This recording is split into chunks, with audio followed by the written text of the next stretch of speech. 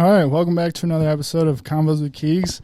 Here with Dante and Nelson from the No Label podcast. Thank you guys for coming on the pod. No problem, man. Appreciate you for having us. Of course. So the way we got connected, I reached out on Instagram. I don't know how far back, but what struck me was your bio that said mental health advocate.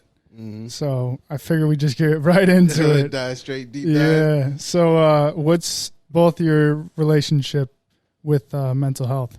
There you go. Man, mine is just very up close and personal, honestly.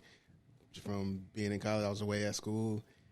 I had what some may call like a breakdown, and shit. From there, I understood the importance of it and how much other people go through it. So it was like, from that point, it was like, okay, I'm aware enough to figure out what I'm going through. So I'm always going to make sure I speak up for people who are going through something or weird or they don't know what's happening to them. Yeah. It's like just giving that understanding and providing that to those type of people. Yeah. What about you? I would say mine is really like you said, being aware of your emotions and your feelings. Like, I'm an only child. So, like... No shit, me too. For real? Yeah. Yeah. But, yeah, I'm an only child, so it's like I didn't really have people to share certain experiences with. And I didn't really have people who I felt like at all times you could, like, really express yourself and they understand, like, how you kind of view things in life. So it was really just, like, being in touch with myself, being aware of what I'm going through, because I'm really the only person who can relate to it or be responsible for it. Yeah, that's crazy, because I relate to both of you in very similar ways. Like you were saying at school, I went to college for 1 year and kind of the same thing. I just had a breakdown. I was like halfway through the year, I called my mom. I said, this isn't working. You know, I got to get out. And then to your point, being an only child, like it's hard to relate to people that don't understand, you know, because I think about it all the time. I don't know. I guess it's kind of like a blessing and a curse. Yeah, I say the same. Because you got to kind of maneuver through life quickly and by yourself, but at the same time, you know, I wish I had siblings to lean on and stuff. And it's like when you're an only child too, it's like you don't really care for like fitting in or like wanting to like adapt to what everybody else is doing, because you're just so used to like being on your own accord. Yeah. But then again, it also just naturally makes you an introvert too. Yeah. So, yeah, I totally agree. Definitely a gift and a curse. Yeah. Well, before we dive too much into that topic, let's talk about what you guys got coming up for the No Label podcast. Oh yeah, for the No Label podcast, we got season 5 on the way. New studio, new setup, new guests. So it's like each season we've taken a step further, and we're gonna keep continuing to do that. So I'm looking forward to it. We got some. Hoping to get more sponsorships and all that stuff going. So it's like it's been real dope just to watch everything grow, and I can't wait for more people to see it and get exposed to it. And how long have you guys been doing it so far? Like during COVID, so probably like very end of 2019. Holy shit! Yeah, and like we just got started like November of like 2019. Yeah. COVID popped off like. Damn, that's crazy. We started off really as like a every week, like weekly topics type of podcast. Like it was us and 2 other people where we just kind of had like, you know, friends chill in the living room talking about shit. Yeah. And then I'd say like 2021 is when like me and him just kind of like started doing interviews and like doing our own thing with it. Gotcha. So like the format of the podcast that we have now, I would probably say about 2 going on 3 years. That's crazy. And I'm sure both of you guys know, I mean, you guys are probably the only people I know with a podcast that has gone longer than 2 years, you know, and especially in the space, like consistency is key. Yeah. So that's wild. Kudos to you guys. Appreciate it. What do you think some of like the biggest lessons you guys have learned from doing the podcast for so long? Having like being transparent with each other for sure. Like I'm naturally just like a upfront and like brutally honest type of person. Yeah. And I feel like he's like dealt with people like that most of his life.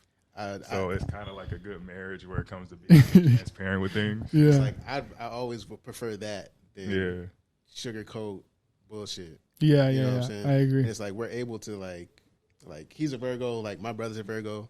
I know how like the dynamic is just like whether you're into astrology or not, but it's like there's some validity to like just that type of like personality types. Yeah. So like it works, and we've known each other since high school. Yeah. And it was always just like we weren't like best of friends in high school, but it was like I like that kid. He's going places. Yeah. Like we were teammates. He was 2 years older than me, so like I only played varsity 1 year, so we spent like a year on the same team together too. Gotcha. So it's like we had that natural rapport already. Yeah. I mean, I'm jealous, man. I would love to have a podcast with a co-host because I feel like you guys can feed off of each other. Yeah. And it's way easier. Like if one person's up and the other person's down one day, and you know. I was going to ask you because like you said you had a co-host prior too.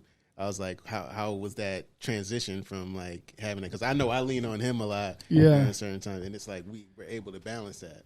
So how has that transition been for you? I mean, the one or the two podcasts that I had with co-hosts only lasted a few episodes, probably 10 episodes. And I loved doing it, but my co-host didn't. So when I transitioned to just doing them myself, I kind of learned like, you know, the producing side of it, the cameras and all that shit. It was just a matter of getting guests on. And for a while I did like probably 30 solo podcasts, like just me talking. Those were fucking brutal. You felt like you were just talking to yourself? Yeah, I tried to do this one like 30-day challenge where I did 30 podcasts in 30 days. Yeah, I made it to day 22, I think, and then I was like, I'm losing my mind. Shit, that's still crazy. That's still Day 22. Yeah, that's tough.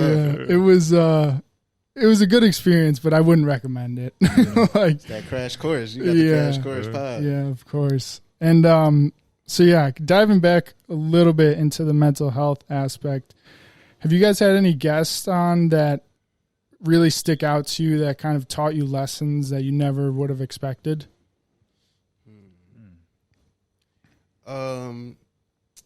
Not like I say one of my favorites was like was Brother Tom Sos. Like he spoke on. We never met before that podcast, and I've known I know a lot of artists in the town I've run into. I never met him, and I knew he was like religious and like had a spiritual element to him, but just like he didn't teach me, but he confirmed to me like with like divine timing. Like that was like a common theme in that podcast, and just how everything lines up when it's supposed to. Yeah, it was just like how the whole session came together, how where we were at the time, the studio where we were recording at, and just seeing where he's at from then to now. It was just like it confirms it even more. Yeah. So like that was one of my things, is like trusting the process, trusting that I'm exactly where I need to be right now, and like not rushing. Yeah. Rushing the process. That's fuck, man. I struggle with that every day. Every day. I mean, like I texted you earlier. Yeah, got not kicked out of the studio, kind of. I had a long notice, but that was like a big shift, you know, because I had all my stuff. That was where my business was. So moving out of there was a big shock. But exactly like you said, everything happens for a Reason, and you know, timing is everything. Whether you can see it now or not, that's kind of where I'm at. I don't know what the future holds, but I'm happy that I'm out of the studio now, so I can open this new chapter for whatever that may look like. How long were you in that studio for? A year. A year? Yeah. And you said your business ran out of there too. What's your business outside of this? Lonely Cowboy Company is my business, and then the podcast, they're kind of two separate, but it's like a subsidiary under it? Yeah. The podcast, I do a lot of promotion on my podcast for the company. Okay. So how many guys do you have on the No Label team? Got me, Nelson, Maro, who just walked in. Shout out to the guy.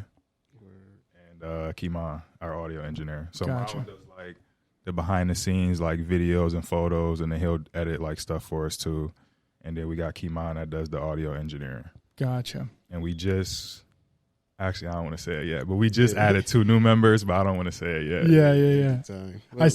I saw you guys posted the one thing you're looking for, like editors, internships, and stuff like that. Social media manager, intern, editor. Is that those 2 people? Social media manager and intern. Nice. So anybody listening to this who can edit videos, still looking. Tap in. Yeah. Where do you guys see, like, I'm assuming this isn't the like No Label isn't the full-time job for you guys. Do you ever want it to be? Like, is that a goal or no? Definitely. Maybe not. I don't know, because we both do other things. Yeah. So I definitely would rather this be like a main source of income for sure. Yeah. And it's like I can't say I'm married to being in front of the camera, but helping produce content is always something I'm going to do. Yeah. Like, that's regardless. Like I teach outside of like doing the podcast. It's like I like to, like, because I enjoy podcasting and like creating content and art so much, I don't ever want it to like be my only thing. Yeah. Like, I'll trade stocks. I'll other stuff. But it's like when I want this to be about the art. And Gotcha. It's like I try to do all this extra work outside of this so I can keep this like pure. Yeah, pure. Yeah, I know what you mean. I've kind of struggled the opposite way, where I wish I was like that and I kept the podcast as just an art form, but I've had to turn it into more of a business minded thing. It gets to that point because like I think of like a good example is like Joe Budden. Like one of his biggest beefs with podcasts was the ads in the middle of the content. So it's like he was just denying a ridiculous amount of money, turning down millions because he wanted to keep his art. Yeah. But it was a super long road, you know what I'm saying? Hella bumps, but in the end he got what he got what he wanted. He got his own network, he gets his money from equity deals and stuff like that. So it's definitely the long road. But like and it takes a lot of fortitude. But it's just like we've been doing it this long, you know what I'm saying? Like we gonna keep it going. But we definitely taking some sponsors. So if any sponsors is looking and in general, if you're running your podcast the right way or want to do it the right way, it is a business. 100%. Yeah. So it just has to be something that you're just passionate enough about to where the business doesn't overshadow the art, like we were just saying. Yeah. I think everyone should start a podcast, even though it's such an oversaturated market. I think getting on a mic and having conversations like this with people you don't know, it forces you to kind of get out of your 100% forces you to get out of your comfort zone, and just get new perspectives from different people and stuff. And kind of going back to the mental health thing, like the podcast is one of my favorite things because that's where I can learn the most. Because, I went to college for a year, hated it. But yeah, I think everyone would benefit from it, especially it's kind of like a therapy session almost. Not as professional, but. No, it's just as effective. A lot of times you go to talk to a stranger and it's like, I don't care what this person thinks. I can never see you again. Like, and you're more honest. Yeah. It's like, that's one thing I've learned is like, I was in Africa in 2019. I was out there and it was just like, I was just meeting people and it's just like talking to random people. And it's just like, I'm meeting like really cool, dope people. But it's like, I noticed, I'm like, I'm not this outgoing when I'm in Buffalo. Like, I don't. It's because it's almost like I kind of know, like, Buffalo's not that big. You probably know somebody I know. They're trying to share with you. It's just a different energy here too when it comes. Like I've never been to Africa, but I'm just assuming the energy is way different than what it is here. Different cities, yeah. I went to Southeast Asia for a few months, 2019 as well. Nice. But exactly like you said, you're way more open because you will never see those people again in your life. Exactly. Have you guys faced any hardships with the podcast? Like any times you thought about quitting or, if this wasn't going, Bad time. I was at school. Like I was in Fredonia. I was driving up every weekend from like, it's like 40, 50 minutes. 45, yeah. About 45, driving Sunday afternoon, driving back Sunday night, like in the middle of winter in Buffalo.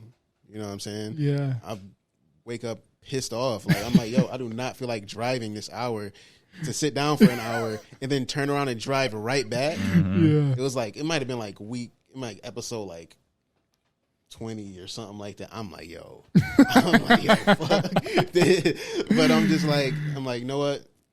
I'm about to let's just do it, just push through. And like, I feel like those are kind of like, it's like the initiation. It's like, yo, do you really want You gotta it? see how much you want it, yeah. Totally. And it's like, yo, we're gonna keep it going. Yeah. Cause like I was like in the beginning, I was doing like the editing. I mean, I do the editing now. Like the editing, the whole production, setting up, editing the audio and all this. Like I was learning through the process, making the logo, graphic design, all that. So I'm doing all this, and then I'm uploading, and we getting 10 views. We getting 10 listens on fucking Spotify, and I'm like, what am I doing all this? You feel me? But I enjoy doing it. Yeah. And that's why, like, that's a part of mental health too, why we take breaks, like, over seasons too. Because, like, consistently doing it, it's, like, hard on both of us, it's hard on the team. So we take these breaks, we get to regroup, rebrand, and then glow up for the next season. Yeah. I think I'm going to take a page out of your guys' book and do that because, I mean, I haven't split it up into seasons, but I've definitely taken breaks, much needed after long burnouts. And that's another thing. Have you guys ever experienced the burnout? Man. For sure. It is brutal. For sure. Brutal. It was plenty of days where it just sat in front of people and I'm just like, yeah. like, do I really feel like talking? Like, right, bro. So, And we have guest scheduled. I'm like, yo, bro, just cancel that. I don't want to do it. But it's like you got the reputation on the line too, and I don't want to be wasting people's time. Like if they schedule something, we agreed on something, got to fall through, be a man of your word. But it's like, kind of don't want to. Let me turn this camera on. Yeah, I agree. And to your point about like you getting 10 views and shit, I'm still there. All my solo podcasts got like 4 views, but now the guest one, it really just depends. They range from 30 to I have this one kind of series that I do with 2 of my buddies called Bill's Boys. Those do well just because we've been somewhat consistent with it and we pull from 3 different audiences. So that helps. Yeah. But that's another reason why I want to get a co-host because, like, if people don't give a fuck about me, then they don't give a fuck about the podcast, you know? At least if you have co-hosts, they got their audience. Yeah. Have you guys, like, I don't know exactly how to word this, but through the process of going through Lonely Cowboy and trying to build the brand around like mental health and tattoos, I realized that not a lot of people give a fuck about mental health. Yeah. And I want to get your perspective on how do you think we as a society can change that? Because I'm fucking lost, dude. We honestly, in America, there's a mental health crisis. Oh, it's bad. They say it's guns. They say it's, this is the schools. There's a mental health crisis. Literally, like, even before COVID, people were, like, messed up. And then you stick them in the house for 2 years. Like, that's traumatizing. There should have been stipend mental health counseling, for a year, everybody, like, you for free. Yeah. Just for that. But it's, like, one thing I think, like, as far as society can do, a lot of it comes with, like, compassion, and a lot of it comes with, like, not putting labels on stuff. Like, as cliche as it sounds, like, like, you're calling this person crazy, you're calling this person weird, it's because you don't understand them. Like, if you knew what that person was going through, you wouldn't say that. You would have more compassion. Yeah. A good example was, like, there was this, I had a resident, I was an RA. So, like, we dealt with mental health stuff a lot. And it was, like, we had a resident. She was a little different, and we didn't, like, pay too much mind. But, like, I had a workshop where they talked, it's called Healing and Revealing, where women were able to have a safe space, and men to talk about, like, sexual trauma. And we were able to sit there. She showed up and she spoke her truth, and it was like everybody's jaws on the floor, and it's like, oh shit, you wouldn't know, and it's like, people, oh, this person's weird, and it was like, you have no idea what that person went through. Yeah, You already had this image and idea in your head because it's for whatever, but it's like, yo, have some compassion for the things you do know and the things you don't. Yeah. Simple as that. I totally agree. What do you think, what's your stance on how the education system is educating on mental health? Like, for example, it's honestly, I think that shit is just trash in general. Okay, so we're on the same page. Yeah, It's just trash in general. Yeah. Like, I work at a school, it's an alternative school where kids who have emotional and social issues. Mm-hmm. So I see it all the time. Mm-hmm. And once again, it comes down to an understanding. A lot of it tends to be cultural, and like, you don't know this person's background, so you don't understand what dynamic or what mindset they're coming from. Mm. So it's very tough because culture. I don't think we acknowledge how much that plays a part in how our society is run. But once you can like find that compassion on a very human level, and it's like get past color, get past all the bullshit for real, and just like, yo, this is a person, they're going through stuff. Okay, I may not get it why they're acting out. Teachers being human with their students, like, I'm not up here, we're both here. Yeah, it's like the teacher, I tell my students, yo, I'm having a bad day, so if I snap on you, just know why. I'm letting you know now, like, yeah, y'all not wilding right now, but you getting me there. Yeah. They chill out. Like, they understand on a human to human level. Like, yeah, he's having a bad day. Let me chill. Mm-hmm. It's that simple. But schools don't teach shit about. They care about getting their numbers. Mm-hmm. Yeah, getting through the curriculum. That's all they care about. And unfortunately, I've thought about this a ton because a lot of like my big thing with Lonely Cowboy and the scholarship fund I'm trying to do is to award scholarships for kids that are just interested in mental health. Like, you don't have to go to college after. You don't have to have any sort of grade. You just have to show interest. And to your point, some of the only two teachers that come to mind that really helped me were the ones that treated me like a human first, not a student. Mm-hmm. And but at the same time, like, I don't know how it is in like private schools, but I know in public schools, New York State, you have to follow the New York State curriculum, right? Mm-hmm. So the teachers can't really veer off. Like, it's their job to just stick to the course. Literally. And I think until that changes, we're just fucked, you know? But once again, it's like a human level. If I know, this is the curriculum, yes, I'm obligated to teach this, but if I know this will definitely not connect to you, I could pull you to the side. Yo, by the way, you could do it like this too.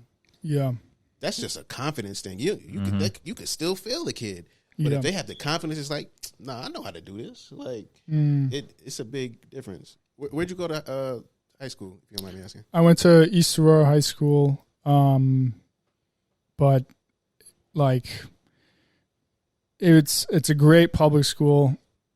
I don't really know how to explain it. There's a lot of things about. It's hard to like dive into kind of where my perspectives come from without going deep into my childhood. But I grew up as an only child.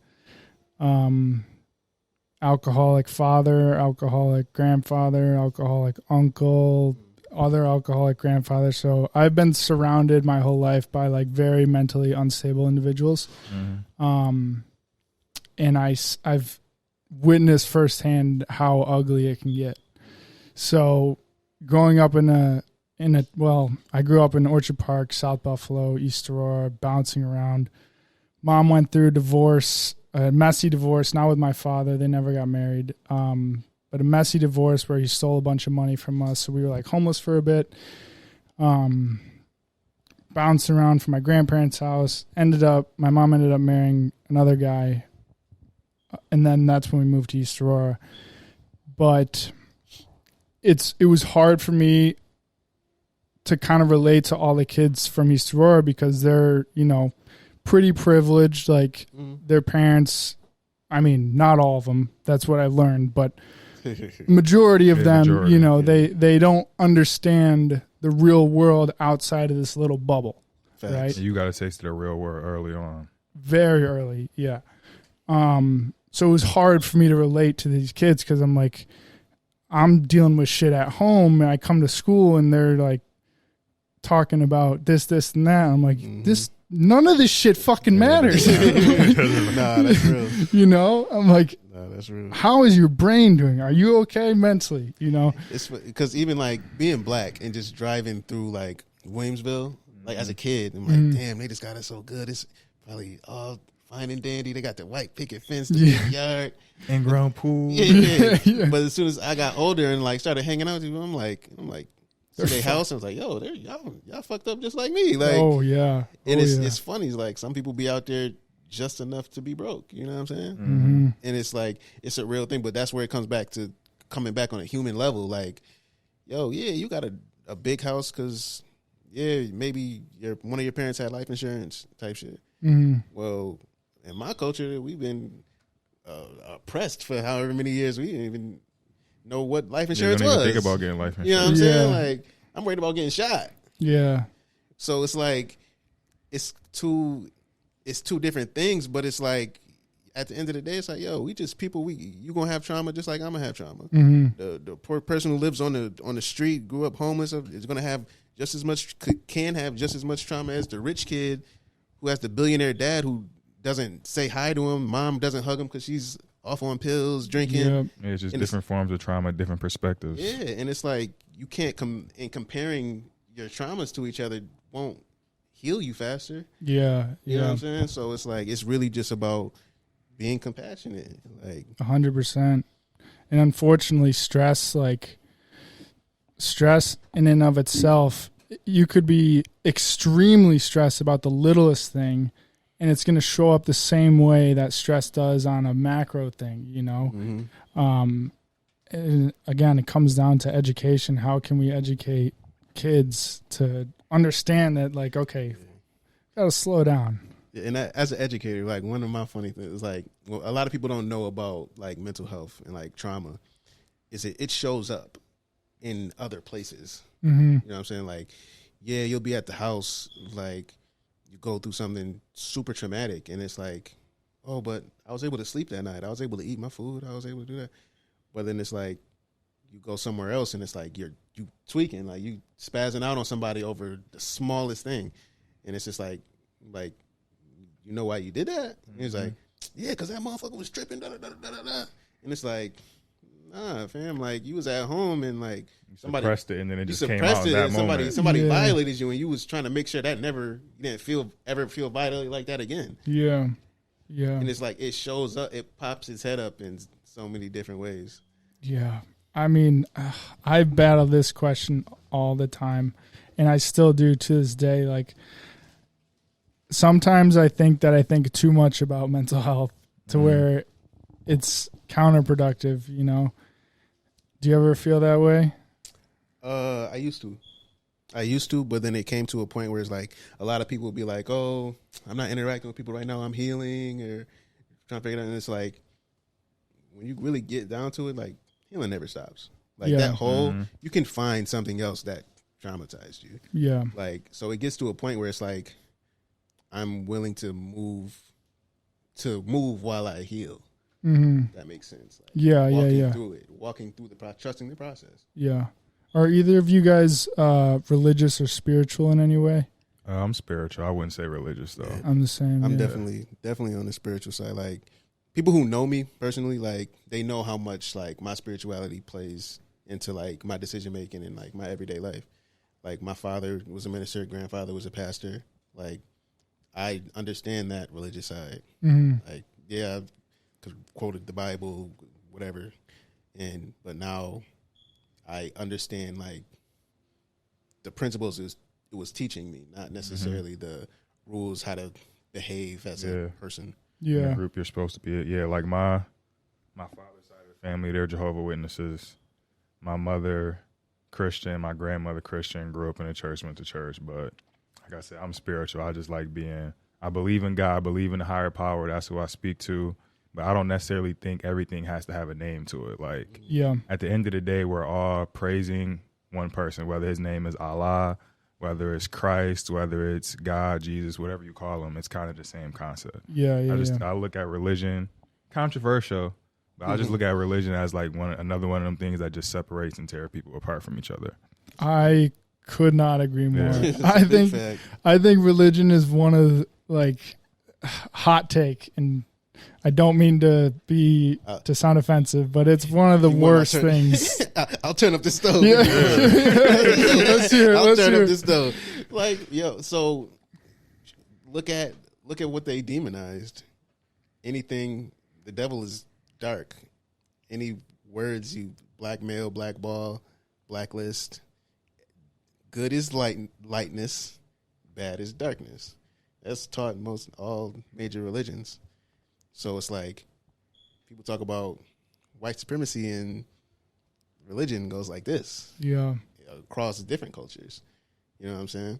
So it's like, but when it comes down to what they call evil, like people, they show evil, they think of a voodoo priest and somebody in a hut.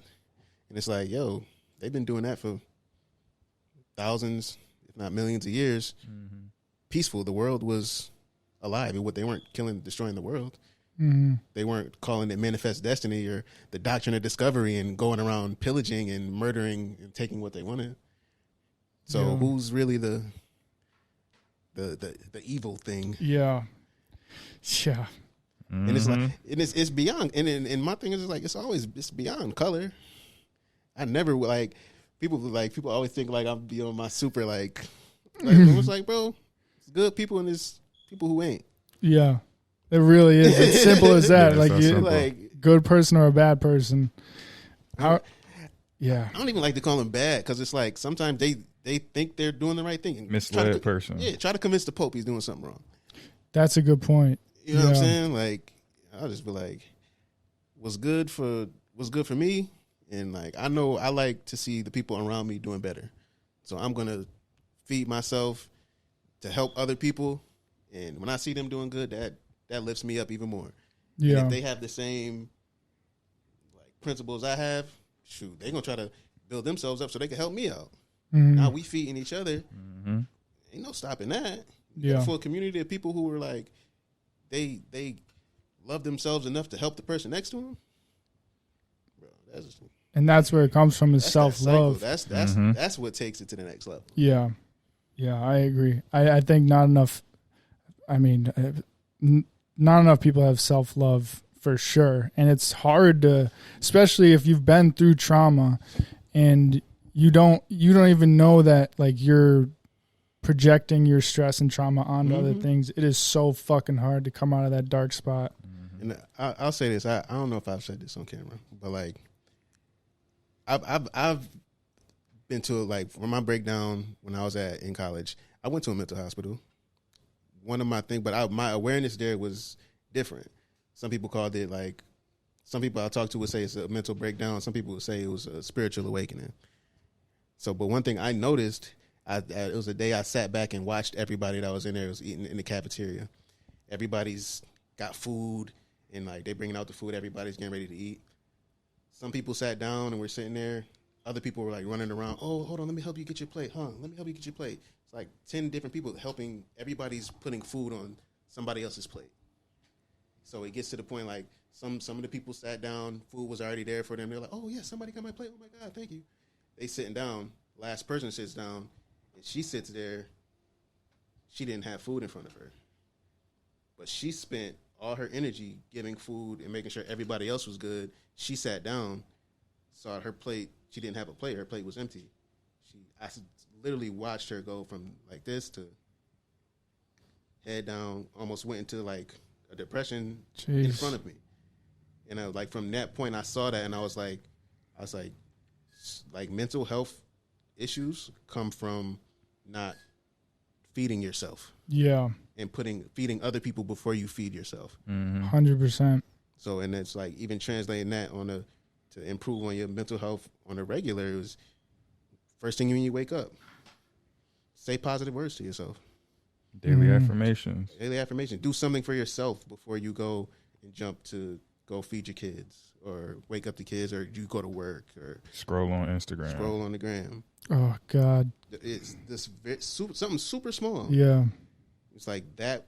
I personally think that's like the root of where mental illness starts. I totally agree. And do you guys have any practices that are really good for you guys, like in your daily lives? Yeah, like I have my affirmations recorded on my phone. I wake up in the morning, drink some water, do push-ups before I even like go on. Well, I haven't been on Instagram in a while. Before I even like check my messages, put my AirPods in, listen to the daily affirmations while I'm making breakfast and shit, look at my vision board, and then I'll continue on doing other stuff. Yeah. But like I tell everybody this, everybody knows I don't listen to any like hip hop or like any super turn or loud music before 1 p.m. Everything before that is like R&B, like real soulful, like smooth, Sade, that type of stuff. So that goes into like my mental health or like making sure I'm at a certain point throughout the day, like my energy level is solid. Yeah. You mentioned that you haven't been on Instagram in a while. Yeah, I haven't been on Instagram in 2 months. How has that been? It's been great. Just been living my life, man. Fuck. I want to do that like, so bad. Because I do like videography, photography, editing, all that stuff. So I make sure I like kind of post that, promote my business. Then I also like was running a podcast page. So I was making sure I was like putting out and trying to put out content for us every day. And it's like, I don't really be wanting to be on Instagram, but it's like I kind of have to. Yeah. And then so since we were on break, I'm like, you know what I mean? Fuck trying to keep up with the podcast. Fuck the business. Like, I'm tired of being on Instagram, so I'm going to take this. It was really just supposed to be a month break. And then I was like, fuck it, I'm going to just stay off of it. Because it's like, I don't wake up. I don't have any Instagram notifications. Even prior to that, I had turned my notifications off on Instagram. So I would have the app. It wasn't on my home screen. I literally have to type it in the search bar to go to Instagram. Yeah. But yeah, so being off of it, just been living. Like, I'll record certain moments just to have, but it's like I'm not recording it to put it on Instagram. I'm recording it because I want to keep this memory. Yeah. Yeah.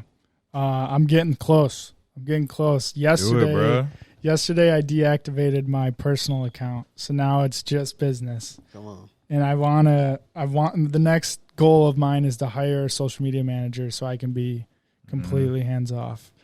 I think social media might be one of the worst things for an individual who is struggling with their mental health.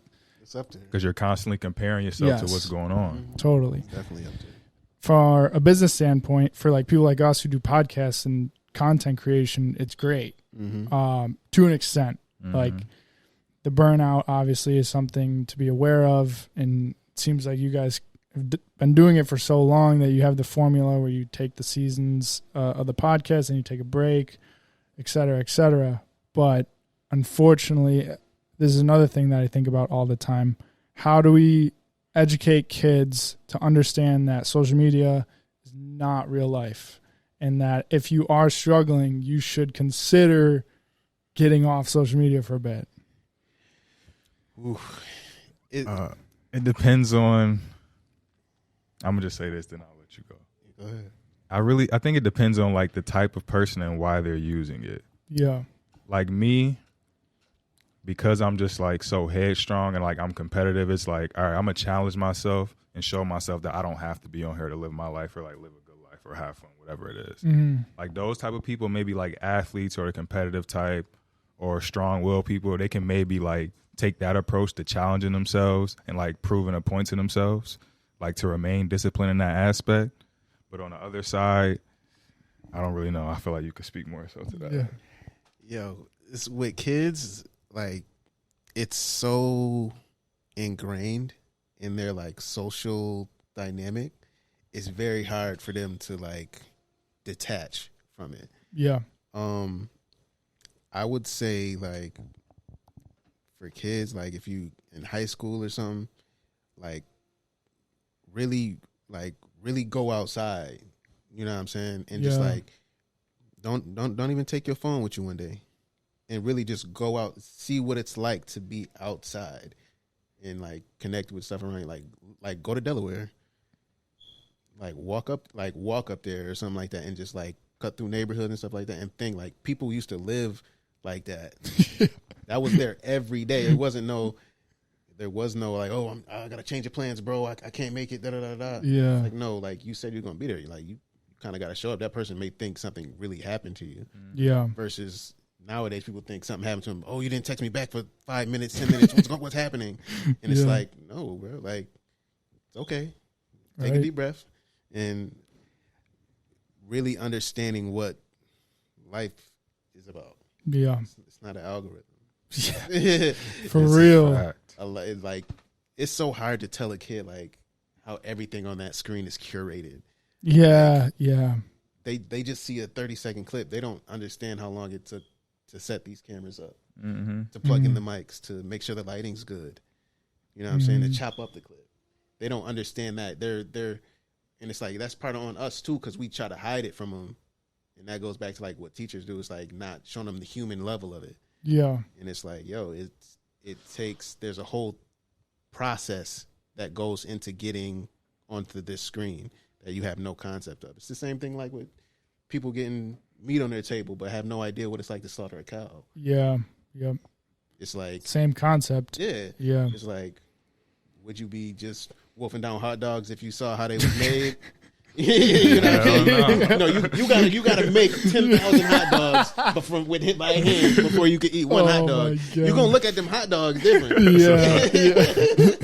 For real. That's a good point. Damn, I made mac and cheese one time and saw how much eggs and like a gallon of milk, and I'm like, yo, like. Oh, like baked mac and cheese? Yeah. Bro, I was like, yo, this is terrible. Like, I'm gonna be constipated. But it was delicious. But I'm just like, yo, I have a different level. I moderation now. Yeah. Like, yo, okay, let me chill on the Mac. Yeah. I feel like it's kind of easier for us to say that too, because we grew up before we were just the phone was everything. First generation, though. Yeah, we grew like up before technology really like went crazy. Like we were outside, and then we like kind of got caught in the middle, so we know kind of both sides to it. Yeah. So it is kind of easier for us to like have that perspective and say it. That's why I was like, I really don't know what I can tell them that'll really sit in. It takes courage, though. Yeah. You know what I'm saying? Like, it really takes courage to be. That's why I said the competitive aspect and like challenging yourself. Mm-hmm. Like, I'm willing to walk away from this thing that they say the world revolves around. Like, take them steps by yourself. You'll trust me. There's other people out there. Yeah. Like you'll see them. Like you'll run into them, and it's like, oh shit, this is a whole different world. Right. I mean. You guys both grew up in Buffalo, I'm assuming. Mm-hmm. So Buffalo's a small fucking city. I mean, as much as East Aurora is a bubble, Buffalo is just like the bigger bubble. And half of my family's from California, so I was very lucky enough to go out there. I would be put to work every time, but I was in California, so it was nice. But the interactions that I had with them compared to here, like from a young age, I kind of knew that there was a much bigger world outside of Buffalo. Word. And I think, if we're just talking in our space, like in Buffalo, it is hard to, tell kids like you don't have to stay here forever, especially with this fucking weather now, dude. Like, but yeah, that's another thing. Everyone is only living in their world without thinking like there's so many other opportunities and also so many worse conditions that you could be in. That's probably like one of the pluses of like social media. Like you can see there are other things. Yeah. But it's like there's definitely a difference between seeing it on there and like experiencing it. Yeah. So like even I remember like going to Africa, like I was just like, yo, I know there are people who I grew up with from my neighborhood who never even thought about having an opportunity to do this. Yeah. You know what I'm saying? So I'm coming back and it's normal to me because I'm experiencing it, I'm living it. But then it's like you tell certain people and they're like, you were over there? Like you were over it. Yeah, they never even been on the other side of town. Literally. Yeah, like, telling them you went to Africa. Yeah. Literally. Yeah. So it's like it's such a it's humbling, and it's a thing where it's like, okay, I have something to provide. Like I got a perspective, I have a voice, I'm willing to share that to help you do the same. You know what I mean? Well, what do you think was the biggest takeaway from your trip to Africa? Don't fuck with the monkeys. Oh my God! I didn't mean it that way. That's hilarious. Now you gotta tell the story. Now. I got my first weekend in Africa. I got into a fight with some baboons. What? So like, long story short, right? So little monkey sitting on a ledge, and they were hopping over to the other side, closer to the water. It's like the lowest point in Africa, Cape's Point. So I'm like, I kind of want to walk around, but it ain't no barriers, or you could fall and shit. So I walk around. I peek. I was like, I ain't gonna do that. I left my bag next to this lady. I'm like, yo, watch my bag. So I'm coming back. She just had her head turned. Baboon comes, snatches the bag, starts taking off. I'm like, oh shit. So the monkey's like, he jumps on the ledge when he's trying to pull it over the ledge. So I'm like, he can't get it. So I'm like, if I have a chance, now's my time. So I walk over. He's just looking at me. I smack the bag while it's in his hand. I smack it again. Baboon screams at me, shows me his fangs, swipes at me. I back up. It's a bush. All the monkeys stay in the bush. So he runs around, jumps in the bush, jumps out the bush, starts fucking screaming, runs around me. So like now I'm like running. And my back's towards the bush now, and the monkey's running in front of me. He's in front of me just snarling, got his teeth like swiping at me. I'm looking at I have nothing in my pockets. Jesus. Literally everything's in my bag. So I'm looking over like this monkey's. I'm like, yo, if this monkey touches me, I'm gonna die. So I'm looking over. I got the monkey right here. The bush is to my back. I don't know how many monkeys are in there. And then there's another monkey sitting next to my bag. So I'm like, okay. The monkey sitting by my bag is chilling. Like it's kind of younger, so I'm not really tripping. He's in front of me just snarling at me a little bit. So I'm just like, it's like people in the back are just staring like in awe, like huddling babies crying. So I'm like, okay. Showdown. So I slowly start creeping over towards my bag. And like that monkey started calming down. That monkey's not doing nothing. I was like, okay, I think I could get out of here. So I grab my bag. As soon as I touch my bag, this monkey starts screaming, like charges me. I swing the bag at him. He just runs off into the bush. I'm like, yo, let's get out of here. Holy we got out of here shit. immediately. That's crazy. I got a similar story. Not that intense, but Jesus Christ, that's gnarly. I was in Bali, and it's called like Sacred Monkey Forest. Definitely not as extreme as that, but a monkey got on my back and started unzipping my backpack. And luckily the local guides there, like, basically can communicate with them. It's fucking crazy. They just kind of whistle a little bit and then hold out their hand like they have a treat. Like, and the monkey just jumped off. But yeah, dude, that's fucking gnarly. No, it was wild. Like, bro, I was like, yo, this is my first week here. Like, my first, like, second day here. Like, I'm like, yo, this is going to be wild. Jesus. So, yeah, what my fault? What was your takeaway from Africa? Because I kind of forced them to tell the story. Yeah. My biggest takeaway was, like, kind of like you're always, like, home is under your feet type of thing. Mm-hmm. So it's like a lot of times, like, blacks in America, they think like, oh, I got to go overseas to feel this homeland connection in Africa. And it's like, when I was there, like, it was dope. I felt I was definitely welcome, but I didn't feel like it was my home. Mm. You know what I'm saying? Like, it made me like want to see the Caribbean more. You know what I'm saying? I have Caribbean roots. I don't know my African roots. I know I got Caribbean roots. I know I got American Indian roots. Only the African roots I know is y'all telling me from a textbook. So, like, genuinely, like, understanding, like, okay, this is dope, but I can't buy somebody else's story of who I am. I need to really investigate and take that chance and, like, walk in places that I've never been before. One thing too that I noticed there is, like, you kind of attract what like energy like attracts like energy. Mm-hmm. You know what I'm saying? So it's like I'm meeting people who I'm like, I'd have been cool with you back home. Like, cool people. It's like having deep conversations, talking about mental health, all that stuff. Like, and this is my recording engineer. Yeah.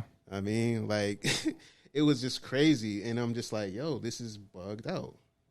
And I'm like, yo, really go anywhere and like attract whatever you are. And I think that's why a lot of people like talking about like healing trauma and stuff like that. Once you clear that and like you get to like who you are and not what your trauma is trying to tell you are. Yeah.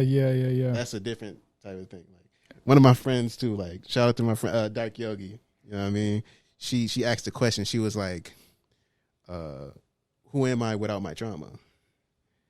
And it's just like, just being black in America that's kind of like, who can I be black without trauma? That's a good point. You know what I'm saying? Like it's just even the asking the question is just like it can really like peel back some layers of like, okay, what am I really doing here? Yeah. Am I just here to experience trauma? Am I here just to heal? Or am I here just to live? Damn, I never thought about it like that. That's fucking deep. Jesus. Like it's like this is something like I really like. I don't talk about it heavily. Yeah, but it's like people who really know me, like I hold that shit close to me because I care about it that much. Yeah, I like that a lot. I've never thought about who I am. If I were to just disregard all the trauma, like who am I? You know, I've never thought about it like that. I like that. I'm going to take that with me. The state of America is, I mean, this is such a loaded question, but I have a dilemma with America. I don't know if it's with America or if it's with society or if it's with humans, but I know I had an exchange student, friend of mine who's from Germany, and he said like if black, white, Asian, whatever, they go to Europe, but they're American, they just call you American because they know that you're fucking American because you stick out like a sore thumb. Doesn't matter what race you are. But how is that dynamic in America? Like, obviously, I don't know what it's like to be black. You guys don't know what it's like to be white. What is that relationship with, whether that's America, society, humans, whatever that is, and is there any sort of, how do I word it? Like, light at the end of the tunnel? Yeah, let's go with that. Light at the end of the tunnel. I would say in my lifetime, I don't think so, to be honest. Because I think America just in general doesn't hold itself responsible for anything. Yeah. Like they don't really take ownership of anything. From the way they treat certain individuals, whatever race it is, the way that we kind of just conquer territories. There's always some reason why we did it or some reason why we were there, when really it was just us being arrogant ass Americans. Yeah.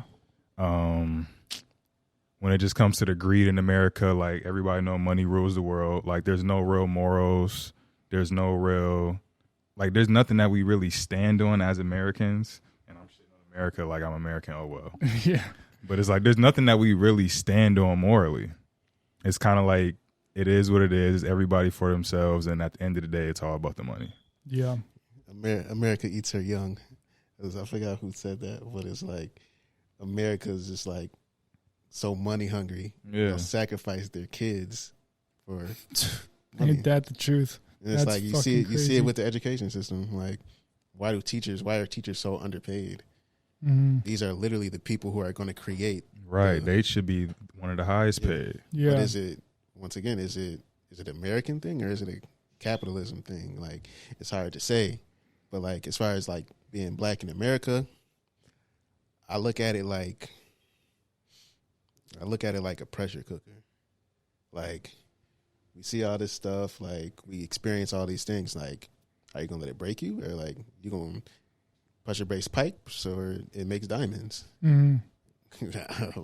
I ain't no chump. I don't break. You know what I'm saying? So, and that's how I approach it. That's how I approach just like all my students. Like, that's how I push them. Like, giving up isn't an option. It's like if you're thinking about giving up, you're not thinking about you wasting energy. You could be thinking about being more creative. Yeah. How do I fix this problem versus woe's me? You know what I'm saying? So, I do think I have like my beliefs and just like what life is and like what the goals for it are.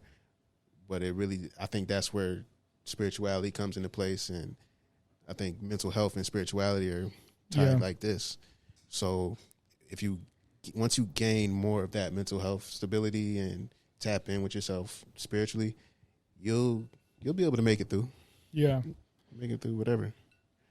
Do you guys think that America, you kind of alluded to it, it's really every man for himself in a way? In a business sense. Yeah. In a business sense, in a business sense. I think when the tides will turn is when we truly decide to look out for one another. Yeah. Like, one thing I love about Buffalo is like we're a very family-based city. Like families rock with families. Mm-hmm. You know what I'm saying? So it's like if everybody can like find that common ground, it's like, okay, this is what we want for our children. This is what we want for our neighborhood. Let's come together and do that. Like, people got big families. You could hold down this square. You know what I'm saying? Like, shit, get some land, do whatever you need to do. But it's like if we look out for one another, can overcome whatever. Somebody got to answer. I think the root, regardless, is it's every man for themselves, because that's kind of just how I view life in general. Mm-hmm. I mean, being an only child, I'm sure that plays a big factor into it. Yeah, dude. But like, because like, kind of like you alluded to earlier with the story with the lady in the mental health facility, like, she made sure everybody else was good, and at the end of the day, she wasn't good. Mm-hmm. So you got to kind of pour into your own cup, make sure you good, get the knowledge you can, strive and prosper and build whatever legacy you're aiming to build for yourself. And that then reciprocates onto the people around you, like you were also alluding to earlier. Like, I got to fill my cup in order to fill yours. I got to gain knowledge in these areas, become an expert, so then I can hand that off to you, and you hand that off to the next person. So ultimately, the goal is for us to come together, but at the end of the day, it still starts with you. Kind of like in basketball. Everybody on the court has a job in order for us all to win. Yeah. If one person doesn't do their job, what's going to happen? We're not going to win. Yeah. Only as strong as the weakest link in the chain. Mm-hmm. That's true. I've definitely learned that the hard way this last year.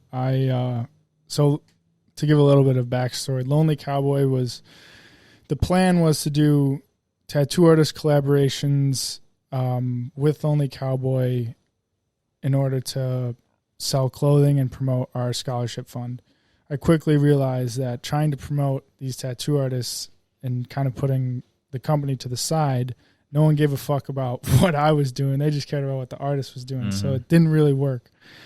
And then once again, I tried to help other people outside of my company and the podcast. Like, I did some work for these two people. You guys actually might know one of them.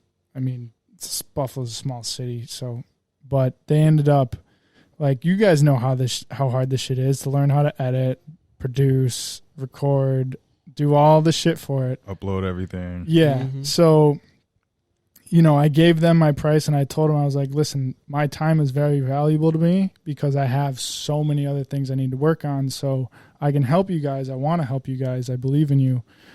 So I ended up doing work for them. I recorded, like, I don't know, 5 or 6 or 7 podcasts, like 3 videos, built a website, logo design, like pretty much built the company for these kids. And when it came down to paying me, they sent me this fucking long ass text and like tried to turn it on me. So they screwed me out of like $2,400 at a time when like I needed money. Mm-hmm. Yeah. And then they went on social media and bashed my name and tried to get, do that social media bullshit victim. Mm-hmm. And that's another thing. What do you guys think of like the victim mentality that so many people have? That's one of my least favorite things in life. Like, I'm so sick. Like, when it comes to women, when it comes to friends, when it comes to men, like, people who just are insistent on being victims of every situation or have a victim mentality, keep them far away from me. I could not agree more. I can't get with that shit at all. Yeah, I personally don't put like personal stuff on like social media or like that because how people choose to like use it is so like. And like I get it, like you trying to express yourself, but like even sometimes people just like being there crying, like you like fam, you're holding the phone, you had to turn on your ring light, you know what I'm saying? Make sure you get the right angle so the snot can drip down like properly. Like, bro, all that energy you could have wiped your phone, you could have wiped your face and went about your day, bro. I know, like it's little stuff like that where it's just like. I just don't. I pay it zero mind. Yeah, I literally act like it doesn't exist. That shit is like, the worst. It's like if it's like people in my family, like I check in just to make sure you good. Mm-hmm. But it's like as far as like all the extra on your wall and in your comment section going crazy, I'm like, bro, I'm not. Yeah. Even when people, got my number, bro. Like, even when people like come to me with certain problems and like scenarios, this person did that to me, da da da. Most people know I'm going to be like, okay, now what did you do that you think that they did that to you? Like, give me the other side of the story that you're not telling me, because I'm not just going to take your side off rip. Right. And people be hating that shit, but it's like, that's what it is. Yeah. In that specific situation that I was telling you guys about, it was like laughable what they were saying about me online. Mm-hmm. They were like, one of the quotes, I didn't read any of it. I had my friend go on Instagram and check, and then because I blocked their numbers, I blocked them on everything.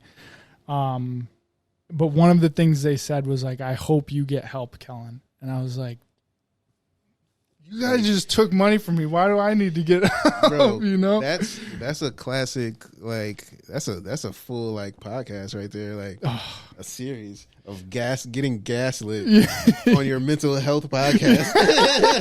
Like that is content that writes itself. It's crazy. I'm working on a documentary for the Lonely Cowboy Scholarship Fund, and I'm having a buddy kind of help me. We've been filming for about a year now. It's nowhere near done because I still want to get these scholarships in schools and do all that jazz. But when all that shit went down, I told him about it, and he's like, dude, that sounds great for the documentary. Great content. Yeah, so we're just going to save it till then. Well, let's wrap it up here because I want to make sure that doesn't die. But hey, it was fucking awesome talking to you guys. That was a great conversation. This was fun, man. Of course. And so where can they find you guys on socials, and anything about season 5 you want to plug? No Label the Pod on Instagram, Twitter. No Label the Podcast on Facebook. TikTok, No Label the Pod. Definitely need to post more on TikTok, but I ain't saying I'm thinking about going to TikTok, dog. All right, go ahead. Take that shit over. I'm praying they don't ban it, though. Yeah. They might. That's a whole other convo. But YouTube, No Label the Podcast. Spotify, Apple Music, Amazon. All the streaming platforms. We on there, No Label the Podcast. Looking forward to season 5. Got some great guests coming, like Nelson said in the beginning. Sponsors, new space, new design. New website. New team members, you know what I mean? Oh, yeah. Go up. Just leveling up for another season 5. Hell yeah. All right, well, thank you guys for listening, watching, viewing. Please subscribe, comment, and make sure to go follow No Label. Yes, sir. Appreciate you, Peace. buddy. Thank you, man.